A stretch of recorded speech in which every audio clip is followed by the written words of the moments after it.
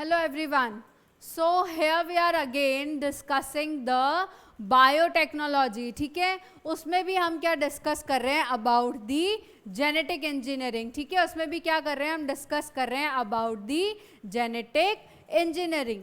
ठीक है, genetic engineering में हम ये डिस्कस कर रहे थे कि जो डिजायर्ड डीएनए है उसको हम क्या करते हैं ऑर्गेनिज्म में आइडेंटिफाई करते हैं. ठीक है, फिर जो हमको डिजायर्ड डीएनए का पार्ट चाहिए जहाँ पे क्या है हमारा डिजायर्ड जीन है, उस पार्ट को हम क्या करते हैं रेस्ट्रिक्शन एंडोन्यूक्लिएसिस से कट कराते हैं. कुछ बेसिक स्टेप मैं वापस रिकॉल कर रही हूँ. ठीक है, उनको उनसे कट करा के क्या करते हैं हम उसको वेक्टर्स के साथ जोड़ते हैं. वो वेक्टर्स क्या करेंगे, उनको जो होस्ट ऑर्गेनिज्म है उसमें क्या करेंगे अंदर ट्रांसफर करेंगे हमारे डिजायर्ड जीन या डीएनए को. ठीक है, फिर फर्दर क्या करेगा कि वो डीएनए उस होस्ट ऑर्गेनिज्म में जाके क्या करेगा मल्टीप्लाई करेगा and then it will help to give us the desired product.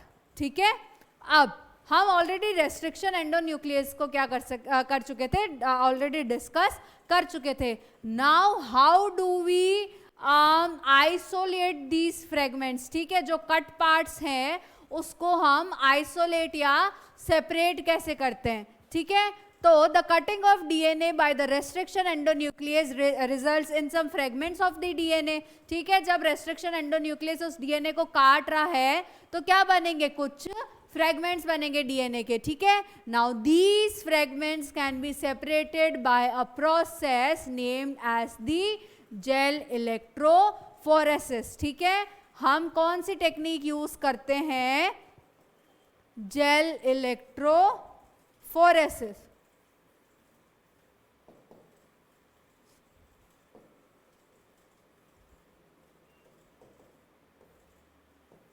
ठीक है, अब ये जो जेल इलेक्ट्रोफोरेसिस है ये क्या करता है कि जो हमारे डीएनए फ्रेगमेंट्स है, ठीक है, जो हमारा जेल इलेक्ट्रोफोरेसिस क्या करता है,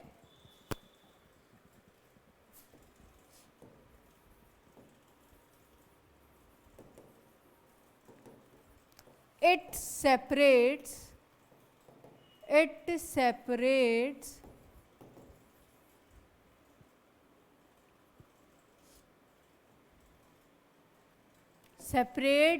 the DNA fragments on the basis of their sizes.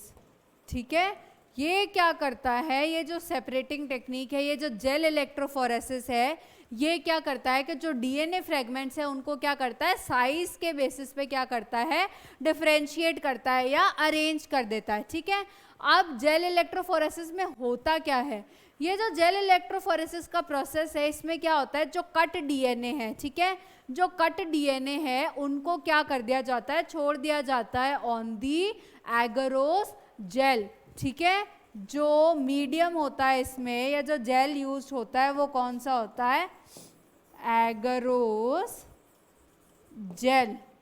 ठीक है, ये जो एगरोस जेल है it is obtained by the seaweeds. ठीक है, तो ये जो एगरोस जेल है ये एज अ मीडियम एक्ट करता है इन दी जेल इलेक्ट्रोफोरेसिस. ओके, इसमें क्या होते हैं कि जो डीएनए पार्टिकल्स है, ठीक है, वो कहाँ लाया करते हैं इस एगरोस जेल पे. और जैसे कि क्या होता है कि हमारे डीएनए पार्टिकल्स होते हैं वो क्या होता है नेगेटिवली चार्ज. ठीक है, जो हमारे डीएनए पार्टिकल्स होते हैं वो क्या होते हैं नेगेटिवली चार्ज होते हैं. ठीक है, तो ये नेगेटिवली चार्ज है तो ये अट्रैक्ट किसकी तरफ होंगे, पॉजिटिवली चार्ज्ड एनोड की तरफ. ठीक है, ये किसकी तरफ अट्रैक्ट होंगे, पॉजिटिवली चार्ज एनोड की तरफ. ठीक है, तो these DNA fragments rapidly move towards the anode under the action of a electric field. ठीक है, these negatively charged DNA molecules move towards the anode under the action of the electric field. ठीक है, और ये size के basis पे कैसे मैं कहूँ डिफ्रेंशिएट हो जाता है कि ये जो एगरोस जेल है it shows a sieving property. और अगर अपन सीविंग की बात करें तो इट मीन्स के this gel has some pores, ठीक है, इसमें क्या प्रेजेंट होते हैं, कुछ पोर्स प्रेजेंट होते हैं, स्मॉल पोर्स प्रेजेंट होते हैं, ठीक है। तो जो स्मॉल साइज का डीएनए है, जो स्मॉल साइज का डीएनए है वो तो क्या करेगा, इन पोर्स से जल्दी जल्दी निकल जाएगा, लेकिन जो लार्ज साइज का डीएनए है उसको इस पोर्स से निकलने में थोड़ी प्रॉब्लम होगी, ठीक है, ये क्या कर पाएगा, स्लोली निकल पाएगा। लेकिन जो स्मॉल डीएनए है, जो स्मॉल डीएनए फ्रेगमेंट्स है वो क्या करते हैं, जल्दी जल्दी फास्टली मूव कर पाएंगे, ठीक है। तो under the influence of the electric field ये जो स्मॉल डीएनए होते हैं ये क्या करते हैं, फटाफट ट्रैवल करके एनोड के पास पहुंच जाते हैं, ठीक है। और उसके बाद फर्दर क्या होता है, ये इंक्रीजिंग ऑर्डर में साइज के अरेंज होते रहते हैं, ठीक है। सबसे छोटा वाला फ्रेगमेंट सबसे आगे, उससे बड़ा वाला उससे पीछे, उससे बड़ा उससे भी पीछे, ठीक है। तो ये क्या होते हैं, अपनी साइज के अकॉर्डिंग जेल इलेक्ट्रोफोरेसिस से क्या हो जाते हैं, अरेंज हो जाते हैं, ठीक है। उसके बाद क्या होता है कि ये जो फ्रेगमेंट्स हैं, ये जो स्मॉल फ्रेगमेंट्स हैं जो क्या किए गए हैं, आइसोलेट या सेपरेट किए गए हैं, we can not see them with the help of the naked eye. Obviously क्या हम डीएनए को अपनी आंखों से देख सकते हैं नॉर्मली, नहीं, okay, we need a dye to stain it, ठीक है, we need a dye to stain it, ठीक है। और वो डाई कौन सी यूज होगी इस पे, इथिडियम ब्रोमाइड, ठीक है, इथिडियम ब्रोमाइड, ठीक है, कौन सी डाई यूज होती है, इथिडियम ब्रोमाइड। तो ये डाई से क्या करते हैं हम, डीएनए के उन फ्रेगमेंट्स को डाई करते हैं या स्टेन करते हैं, मैं कहूँ, ठीक है, स्टेन करते हैं, और फिर we are suppose to expose them to the UV lights, okay, under the UV lights they appear orange, okay, they under the UV lights, okay, under the UV lights they appear bright orange, okay, और इनको हम क्या कर सकते हैं, फिर देख सकते हैं, then they are separated from the agarose gel, ठीक है। अभी तक तो ये एगरोस जेल पे ही, उसी पे हमने UV लाइट से इसको एक्सपोज किया, ठीक है, और हमने क्या देखे, इन डीएनए फ्रेगमेंट्स को देखा, ओके। अब क्या करते हैं हम, इन डीएनए बैंड्स को सेपरेट करते हैं फ्रॉम दी एगरोस जेल, ठीक है, then we separate the DNA bands from the agarose gel, okay, and this process is known as elution, this process is known as the elution, okay. Now after the DNA are being taken out from the agarose gel, okay, they are then combined with the vectors, ठीक है, so that it can be entered into the host organism, और जहाँ ये क्या कर पाए, multiply कर पाए, ठीक है। तो ऐसे क्या करते हैं हम, हमारे जो रेस्ट्रिक्शन एंडोन्यूक्लियस से जो कटेड फ्रेगमेंट्स होते हैं उनको हम क्या करते हैं, आइसोलेट करते हैं या सेपरेट करते हैं, ठीक है। कैसे करते हैं, जेल इलेक्ट्रोफोरेसिस से। जेल इलेक्ट्रोफोरेसिस में क्या होता है, एगरोस जेल होता है, ठीक है, as a medium, and as the DNA is negatively charged, it will rapidly move towards the positively charged anode under the influence of a electric field, ठीक है। The agarose gel shows the sieving property, which means that it has some pores in it, okay, through which the small DNA fragments can pass easily or move easily, okay, and the larger ones will move slowly, okay. So the small fragments lies in front or the closest to the anode, ठीक है, और उसके बाद ये अपनी size के according पीछे पीछे अरेंज होते जाते हैं, ठीक है। Then we stain these fragments with ethidium bromide, okay, and then we expose them to the UV light, cool, and then these fragments are separated from this agarose gel, okay, and this process is known as the elution, ठीक है। Then after we cut these DNA fragments or separate them from the agarose gel, they are then connected or ligated with the vectors, okay, clear है। अब हम discuss करेंगे second tool को, that is the cloning vector. Okay, now these vectors की बात करें तो vectors हम ऐसे ऑर्गेनिजम्स को यूज करेंगे, ठीक है, जो क्या कर सके, जल्दी जल्दी हमारे डीएनए को मल्टीप्लाई करा सके. ठीक है, जल्दी जल्दी क्या करवा सके, हमारे डीएनए को मल्टीप्लाई करा सके और उनको जो डीएनए जिनोम है, जो क्रोमोसोमल डीएनए, उस पर क्या करना पड़े, डिपेंडेंट नहीं रहना पड़े. ठीक है, तो ऐसे दो ऑर्गेनिजम्स अगर अपन बात करें, या ऐसे दो मैं कहूँ वेक्टर्स के हम बात करें, तो वो कौन होंगे. एक हो जाएगा हमारा बैक्टीरियोफेजेस, ठीक है, और एक हो जाएंगे हमारे प्लाज्मिड्स.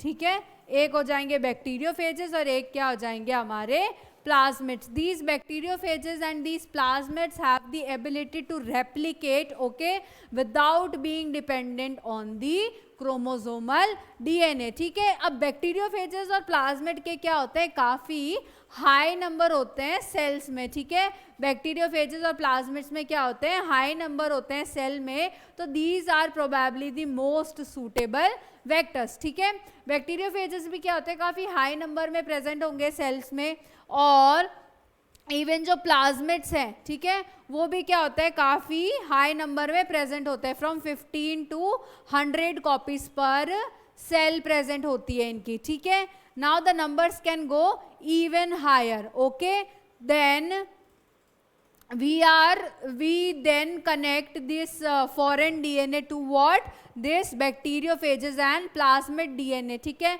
अगर हम इनसे लिंक कर देते हैं बैक्टीरियोफेजेस और प्लाज्मिड से, तो क्या होगा, हमारा डीएनए भी क्या कर पाएगा, उतनी ही ज़्यादा कॉपीज बना पाएगा. किसमें, होस्ट ऑर्गेनिजम्स में. ठीक है, और the vectors, ठीक है, the vectors are modified in such a form that more number of copies can be made. Okay, and they can also differentiate between the recombinant ones and the non recombinant ones. ठीक है, normal DNA में और जो recombinant जो organism है या DNA है, उसमें ये क्या कर पाए, डिफ्रेंशिएट कर पाए. ठीक है, कि भाई उन्हीं को ग्रो कराना है.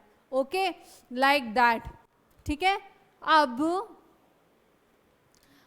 हम बात करते हैं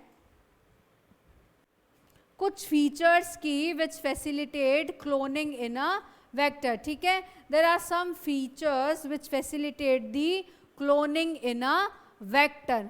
ओके, तो इनमें से कुछ फीचर्स में से जो फर्स्ट फीचर है वो क्या फर्स्ट फीचर क्या हो जाएगा, ओरिजिन ऑफ रेप्लिकेशन. ठीक है, ओराई, ये चीज हमने ऑलरेडी देख ली थी, ओरिजिन ऑफ रेप्लिकेशन. ये वो ओरिजिन ऑफ रेप्लिकेशन क्या है, ये वो सीक्वेंस है जहां से क्या होता है, डीएनए का जो रेप्लिकेशन है इट स्टार्ट्स. ठीक है, डीएनए का रेप्लिकेशन कहां से स्टार्ट होता है, ओरिजिन ऑफ रेप्लिकेशन से. ठीक है, अगर कोई भी डीएनए या कोई भी पीस ऑफ डीएनए अगर इस सीक्वेंस से लिंक हो जाए, ठीक है, तो वो क्या कर सकता है, रेप्लिकेट कर सकता है होस्ट सेल्स में. बात तो यही है ना, जहाँ पे ओराई है, जहाँ पे ओरिजिन ऑफ रेप्लिकेशन का सीक्वेंस है, वहाँ से क्या हो जाएगा, रेप्लिकेशन स्टार्ट हो जाएगा. ठीक है, अगर जो फॉरेन सीक्वेंस है, ठीक है, वो क्या हो जाए, इस सीक्वेंस से लिंक हो पाए, ठीक है, तो उसका भी क्या हो जाएगा, रेप्लिकेशन फटाफट हो जाएगा होस्ट सेल्स में. ठीक है, और this sequence is also responsible for the copy number. ठीक है, कितनी नंबर ऑफ कॉपीज क्या होगी, प्रोड्यूस होगी, उसके लिए भी ये क्या होती है, ओरिजिन ऑफ रेप्लिकेशन जो सीक्वेंस होती है इट इज रिस्पॉन्सिबल. ठीक है, अगर किसी को ज़्यादा नंबर ऑफ कॉपीज चाहिए, ठीक है, तो ऐसा वेक्टर चूज करना पड़ेगा जहां पे क्या हो, ज़्यादा ओरिजिन ऑफ सीक्वेंस हो, या ज़्यादा ऐसा ओराई चूज करना पड़ेगा जो कि क्या कर रहा है, ज़्यादा नंबर ऑफ कॉपी को सपोर्ट कर रहा है. ठीक है, वो सीक्वेंस. जो सेकेंड हो जाएगा वो क्या होगा, सेलेक्टेबल मार्कर. अब सेलेक्टेबल मार्कर से हमारा क्या मतलब है कि ऐसा सब्सटेंस जो क्या कर सके कि डिफरेंशिएट कर सके in the transformants and the non transformants, ठीक है, in the transformants and the non transformants. जो ट्रांसफॉर्म्ड है मतलब जिनके अंदर क्या चला गया, डीएनए रिकॉम्बिनेशन हो गया है, ओके, उन्हीं को क्या कराए, ये ग्रो कराए, और जो रिकॉम्बिनेशन नहीं हुआ है जिनका, उनको ये ग्रो नहीं करने दे, ठीक है। नॉर्मली द जीन्स जो हमने ऐसे यूज किए थे, ठीक है, वो क्या थे, एंटीबायोटिक रेजिस्टेंट जीन्स, जिनके बेसिस पे हमने क्या उनको, इन जीन्स को क्या बनाया था, सेलेक्टेबल मार्कर्स बनाया था, ठीक है, कि जिनमें सपोज एक एंटीबायोटिक रेजिस्टेंट जीन है, सपोज पेनिसिलिन रेजिस्टेंट जीन है, ठीक है, वो हमने क्या किया, किसी ऑर्गेनिज्म के अंदर इनकॉर्पोरेट किया, ओके, तो अगर वो ऑर्गेनिज्म उस पे ग्रो किया, पेनिसिलिन पे ग्रो किया, ठीक है, तो उसका मतलब क्या हो जाएगा कि उसमें वो जीन रिकम्बाइन अभी तक नहीं हुआ है, ठीक है। और इसमें एक और चीज है जो कि क्या हो जाएगा, इंसर्शनल इनएक्टिवेशन का प्रोसेस, जो कि आपके लिए थोड़ा सा कंफ्यूजिंग रहेगा, तो अपन उसी के साथ डिस्कस कर लेते हैं, ठीक है। कि पहली बात तो अपन सेलेक्टेबल मार्कर की बात कर रहे थे, ओके, तो the vector requires a selectable marker which helps in identifying and elimination of the non transformants, okay, and selectively permitting the growth of the transformants. इतनी बात समझ आ गई, ठीक है। नॉन ट्रांसफॉर्मेंट्स को क्या करने देगा, ये ग्रो नहीं करने देगा, और जो सेलेक्टिवली ये किसको ग्रो करने देगा, जो क्या हो गए, ट्रांसफॉर्म हो गए हैं, ओके, जिसके अंदर क्या हो गया, रिकॉम्बिनेंट डीएनए ट्रांसफॉर्म हो गया है, okay. Now this transformation is basically a process of what, जब क्या हो रहा है, हमारा रिकॉम्बिनेंट डीएनए या हमारा जो डिजायर्ड जीन है वो हमने किसमें इंसर्ट कर दिया है, हमारे होस्ट ऑर्गेनिज्म में, ठीक है। Normally the genes encoding resistant to antibiotics such as ampicillin, chloramphenicol, tetracycline, kanamycin are considered useful for the selectable markers for E. coli, ठीक है। इन जीन्स को जनरली क्या किया जाता है, सेलेक्टेबल मार्कर्स बनाया जाता है ई कोलाई के केसेस में, एस्चेरिशिया कोलाई के केसेस में, okay. The E coli cells normally do not contain any antibiotic resistant genes, इसलिए जब हम उनमें एनकॉपरेट करेंगे ये जीन्स, तो हम डिफ्रेंशिएट कर पाएंगे कि कौन से वाले ट्रांसफॉर्म्ड है और कौन से वाले नॉन ट्रांसफॉर्म, ठीक है। अब हम बात करते हैं क्लोनिंग साइट्स की, ठीक है, अब हम बात करते हैं क्लोनिंग साइट्स की, ओके। तो in order to link the alien DNA, the vector needs to have very few and preferably single recognition site for the commonly used restriction enzyme, ठीक है। अपन ने पढ़ी थी रिकॉग्निशन साइट, जहां से क्या करता है, रेस्ट्रिक्शन एंजाइम उसको कट करता रहता है, ठीक है। तो वेक्टर में क्या होनी चाहिए, ऐसी बहुत कम साइट होनी चाहिए, रिकॉग्निशन साइट्स क्या होनी चाहिए, बहुत कम होनी चाहिए, ताकि क्या कर पाए, रेस्ट्रिक्शन एंजाइम उसके उतने ही कम फ्रेगमेंट्स बनाए, क्योंकि जितनी ज़्यादा कॉपीज होगी, ठीक है, जितनी ज़्यादा कॉपीज होगी उतना ज़्यादा जीन क्लोनिंग का प्रोसेस कॉम्प्लिकेट होगा, ठीक है। Vector will generate several fragments which will complicate the gene cloning, ठीक है। तो जो हमारा क्लोनिंग वेक्टर है उसमें बहुत कम क्लोनिंग साइट्स या रिकॉग्निशन साइट्स होनी चाहिए फॉर द रेस्ट्रिक्शन एंडोन्यूक्लियस, या प्रेफरेबली सिंगल रेप्लिकेशन साइट या रिकॉग्निशन साइट होनी चाहिए for the restriction endonuclease, because the more number of sites या मोर नंबर ऑफ फ्रेगमेंट्स अगर प्रोड्यूस हुए, ठीक है, तो उस वजह से क्या हो जाएगा, जो ये जीन क्लोनिंग का प्रोसेस है ये क्या हो जाएगा, कॉम्प्लिकेट हो जाएगा, ओके।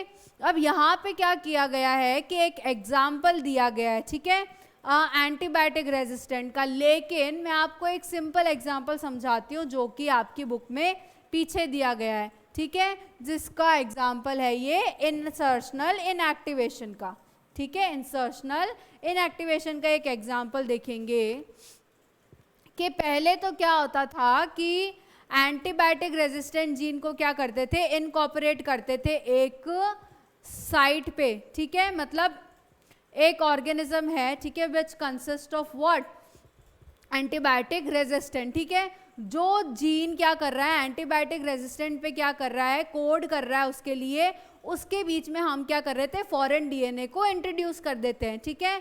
उस जीन जहाँ पे क्या कर रहा है, वो कोड कर रहा है एंटीबायोटिक रेजिस्टेंस के लिए, वहाँ पे हमने क्या कर दिया, फॉरेन डीएनए को ऐड कर दिया। अगर उस जीन के बीच में हमने फॉरेन डीएनए को ऐड कर दिया तो वो अपना एंटीबायोटिक रेजिस्टेंस खो देगा, ठीक है। तो बेसिकली ये एक एग्जाम्पल में दे रखा था, लेकिन अपन उसको ना डिस्कस करके इंसर्शनल इनएक्टिवेशन के डायरेक्ट कंसेप्ट को क्या करेंगे, डिस्कस करेंगे, ठीक है। अब selection of recombinants due to inactivation of antibiotic is cumbersome process. ये एक कम्बरसम प्रोसेस था, ठीक है, एंटीबायोटिक जीन के बेसिस पे डिस्कस करना। तो फिर क्या किया कि एक दूसरा प्रोसेस निकाला, ठीक है, सेलेक्टेबल मार्कर्स जो हैं, ठीक है, the selectable markers have been developed which differentiate between the recombinants and the non recombinants, okay, in this on the basis of their ability to produce color in the presence of chromogenic substrate, ठीक है। किस basis पे किया, इन्होंने क्या किए, selectable markers बनाए जो कि किस बेसिस पे फंक्शन कर रहे हैं, कलर प्रोडक्शन के बेसिस पे, ठीक है। क्रोमोजेनिक सब्सटेंस बेसिकली क्या है, मतलब कलर प्रोड्यूसिंग सब्सटेंस, ठीक है।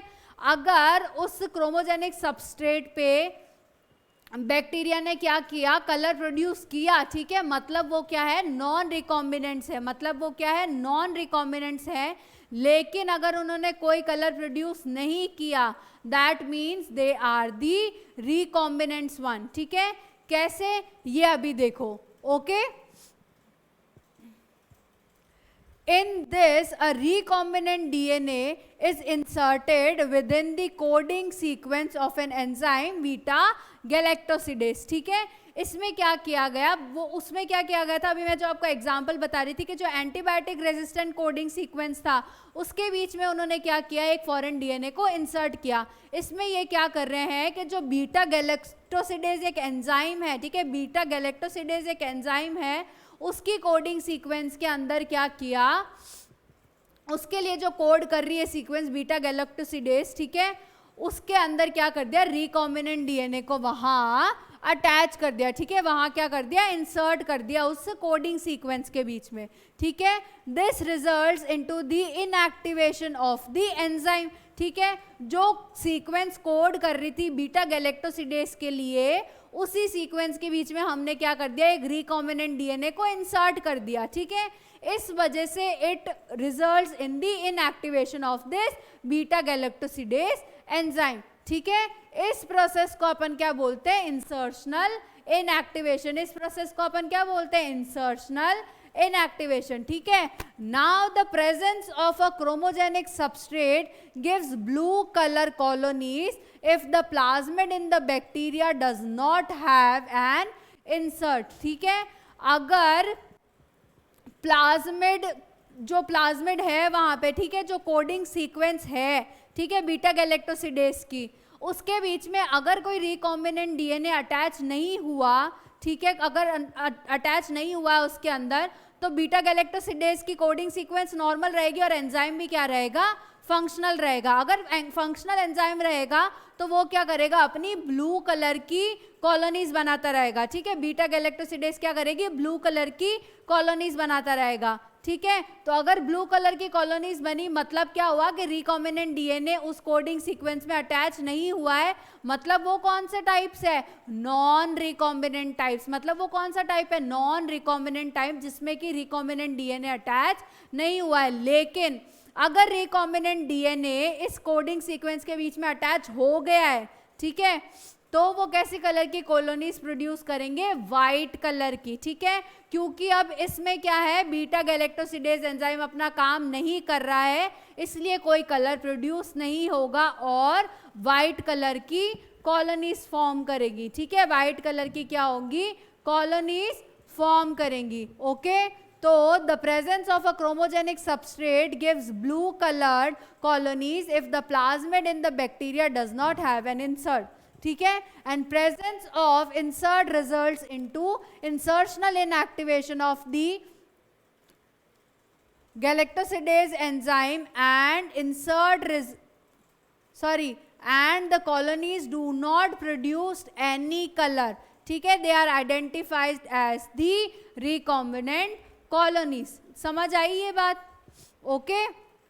अब हम बात करते हैं फोर्थ फीचर की, that is the vectors for cloning genes in plants and animals. ठीक है, ये अभी तक अपन जो बात कर रहे थे वो क्या कर रहे थे, बैक्टीरियाज की बेसिकली बात कर रहे थे। ठीक है, अगर अपन उन वेक्टर्स की बात करें जो प्लांट्स और एनिमल्स में हम कहें कि रिकॉम्बिनेंट डीएनए इंसर्ट करने के लिए यूज आ रहे हैं, तो वो कैसे तरह के वेक्टर्स होने चाहिए। ठीक है, इसमें भी क्या है कि जेनेटिक इंजीनियरिंग ने क्या किया, काफ़ी अच्छा खासा कमाल किया है। ठीक है, कि प्लांट और एनिमल्स में भी जो हमको रिकॉम्बिनेंट डीएनए इंसर्ट करने हैं, उसके लिए हमने क्या किया, कुछ नेचुरल पैथोजेंस या ऑर्गेनिज्म या माइक्रोब्स को चूज किया। ठीक है, जो प्लांट्स और एनिमल्स होते हैं उसमें क्या होता है, बहुत सारे डिजीज कॉजिंग पैथोजेंस होते हैं। ठीक है, उसमें क्या होता है, बहुत सारे डिजीज कॉजिंग पैथोजेंस होते हैं। ओके, ऐसा एक एग्जांपल क्या है, डाइकॉट प्लांट्स में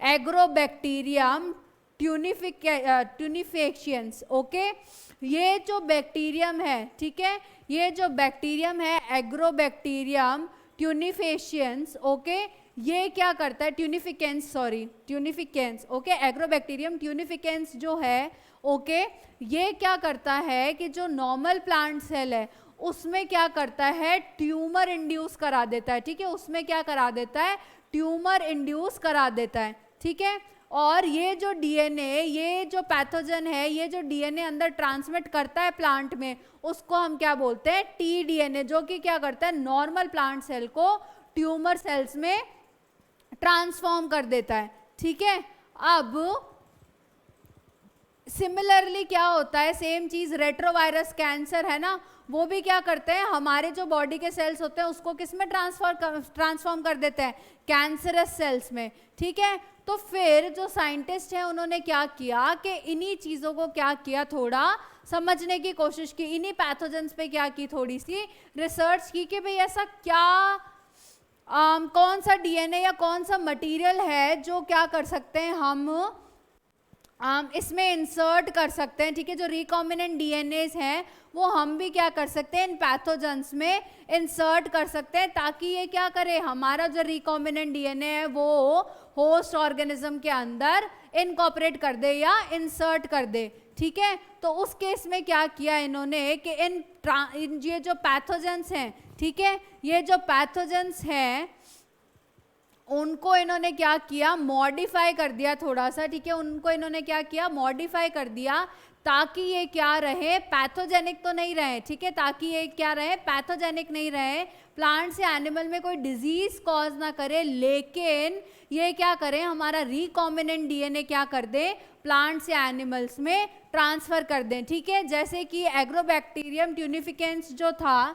ठीक है, उनका उन्होंने क्या किया, जो ट्यूमर इंड्यूसिंग जीन था, जो कि क्या कर रहा था, प्लांट सेल्स को ट्यूमर सेल्स में कन्वर्ट कर रहा था, उनको इन्होंने क्या कर दिया, थोड़ा मॉडिफाई करा दिया और इसको क्या बना दिया, क्लोनिंग वेक्टर बना दिया। ठीक है, जो टीआई, जो ट्यूमर इंड्यूसिंग प्लाज्मिड था, इसका जो क्या कर रहा था, ट्यूमर इंड्यूस कर रहा था, उसको इन्होंने क्या कर दिया, मॉडिफाई करके क्लोनिंग वेक्टर बना दिया, ताकि ये क्या कर सके कि जो जीन्स है, जो हमारे डिजायर्ड जीन्स है, उसको क्या कर सके, प्लांट्स में इंट्रोड्यूस कर सके। ठीक है, और उसको क्या कर देते हैं, हमने मॉडिफाई करके क्या किया, एक तो वेक्टर बनाया कि क्या कर सके, ये ट्रांसफर कर सके डिजायर्ड जीन्स या डीएनए को, प्लस उसमें हमने क्या किया, उसकी पैथोजेनिक एक्टिविटी को खत्म कर दिया। ठीक है, सिमिलरली सेम चीज क्या करते हैं, रेट्रोवायरसेस में कर देते हैं, उसको डिसआर्म कर देते हैं, मतलब कि उसके जो पैथोजेनिक मटेरियल है, ठीक है, पैथोजेनिक प्रॉपर्टी है, उसको क्या कर देते हैं, खत्म कर देते हैं, and they can also be use to deliver the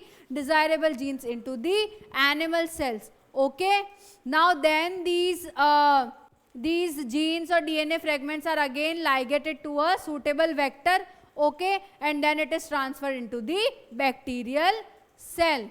Okay, तो ये थे कुछ 4 फंक्शंस या मैं कहूँ प्रॉपर्टी, ओके, जो क्या करते हैं कि हमारी introduction of the recombinant DNA में क्या करते हैं, हेल्प करते हैं, या ligation of the DNA to the vectors में क्या करते हैं, हेल्प करते हैं। Okay, now we will discuss about the competent host. ठीक है, मतलब कि होस्ट जो है, हमने टूल्स तो डिस्कस कर लिए कि भाई रेस्ट्रिक्शन एंडोन्यूक्लियस ने फ्रेगमेंट काट दिया, वेक्टर्स के साथ डीएनए लाइगेज ने उसको अटैच कर दिया। अब ये सब हो क्यों रहा है? ताकि हम इसको क्या कर सके, किसी होस्ट में इंसर्ट कर सके, ताकि हम क्या कर सके, इसको किसी होस्ट में इंसर्ट कर सके। ठीक है, तो हमको उसके लिए होस्ट को पहले कॉम्पिटेंट बनाना पड़ेगा। और कॉम्पिटेंट से यहाँ हमारा क्या मतलब है, कॉम्पिटेंट से सूटेबल, बेसिकली मैं कह सकती हूँ सूटेबल बनाए होस्ट को। ठीक है, ऐसा तो नहीं है कि भाई डायरेक्टली क्या है कि हम डीएनए को बस ऐसे शक करके इंसर्ट कर देंगे, नहीं। ठीक है, यहाँ पे क्या होती है कि कुछ टेक्निक्स होती है through which the recombinant DNA is transferred into the host cell. ठीक है, transferred into the host cell. अगर हम फर्स्ट टेक्निक की बात करें, ठीक है, इनमें से फर्स्ट टेक्निक क्या हो जाएगी कि use of the divalent cations. ठीक है, use of the divalent cations. ठीक है, अब डाइवेलेंट कैटायंस लाइक कैल्शियम वगैरह को अपन क्या करें, अगर यूज करें, ओके सॉरी,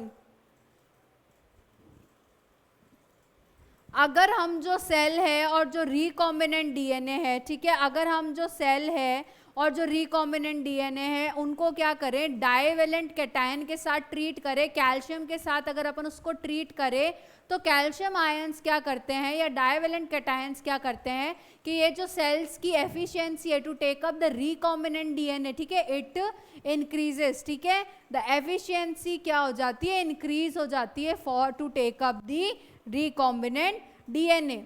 ठीक है, सेकेंड प्रोसेस क्या होता है कि recombinant DNA can then be transferred into the this host cells by incubating the DNA। ठीक है, incubating the DNA and the cells। ठीक है, हम क्या करते हैं, incubate करते हैं उस DNA को। ठीक है, और किसको, सेल्स को, कहाँ पे, आइस के ऊपर। ठीक है, हम रिकॉम्बिनेंट डीएनए को और सेल को क्या करते हैं, पहले इंक्यूबेट करते हैं आइस पे। ओके, फिर अपन क्या करते हैं, इसको ट्रांसफर करते हैं हीट पे। ठीक है, फिर हम इसको क्या करते हैं, एक हीट शॉक देते हैं, ट्रांसफर करते हैं किस पे, हीट पे। कितने डिग्री सेल्सियस पे, 42 डिग्री सेल्सियस पे। ठीक है, हम इसको क्या करते हैं, ट्रांसफर करते हैं 42 डिग्री सेल्सियस पे, हीट पे। Okay, then again we keep these recombinant DNA and the cells to the ice। ठीक है, इसकी वजह से the recombinant DNA is able to enter the bacteria easily। ठीक है, तो फर्स्ट तरीका तो क्या हो गया कि हमने क्या किया, उसको डाइवेलेंट कैटायन से ट्रीट किया। सेकंड क्या हो जाएगा कि हम इसको क्या कर रहे हैं, पहले कोल्ड पे रखा, आइस पे रखा, फिर हीट शॉक दिया और फिर वापस क्या करा, आइस पे रखा। ठीक है, और जो दो टेक्निक्स है that is the micro injection and the biolistic guns. ठीक है, अब माइक्रो इंजेक्शन में क्या करते हैं कि हम जो हमारा ये रिकॉम्बिनेंट डीएनए है, ठीक है, इसको डायरेक्टली क्या कर सकते हैं, इंजेक्ट कर सकते हैं किसके अंदर, न्यूक्लियस के अंदर, हमारे होस्ट सेल के। ठीक है, हम क्या कर सकते हैं कि ये जो एलियन डीएनए है या ये जो हमारा रिकॉम्बिनेंट डीएनए है, हम इसको क्या कर सकते हैं, डायरेक्टली इंजेक्ट कर सकते हैं into the nucleus of the host cell directly. Okay, और सेकंड मेथड क्या हो जाएगा कि ये जो हमारा न्यूक्लियस है या ये जो हमारा क्या है, डीएनए है, ठीक है, हम इसको क्या कर सकते हैं कि हाई वेलोसिटी पार्टिकल्स के साथ, हम इसको क्या कर सकते हैं, हाई वेलोसिटी पार्टिकल्स के साथ बम्बार्ड करा सकते हैं किसके अंदर, हमारे इस सेल के अंदर, हमारे इस होस्ट सेल्स के अंदर। ठीक है, और ये हमारे जो माइक्रो पार्टिकल्स जो हम यूज करते हैं बम्बार्ड कराने के लिए, वो कौन से होंगे, गोल्ड और टंगस्टन। ठीक है, तो हम क्या कर सकते हैं, हमारे रिकॉम्बिनेंट डीएनए को इसके थ्रू भी एंटर करा सकते हैं हमारे सेल्स में। ठीक है, through this the entering of the recombinant DNA into the host cell occurs. ठीक है, अब उसके बाद प्रोसेस रह जाएगा कि भाई ये जो डीएनए है ये अंदर जाके मल्टीप्लाई कैसे करेगा, या जो प्रॉपर प्रोसीजर है हाउ दिस टेक्स प्लेस, ठीक है, ये वाला हम नेक्स्ट क्लास में डिस्कस करेंगे, and we will also discuss the question and the answers along with all this. Okay, that's it for today's class. Thank you.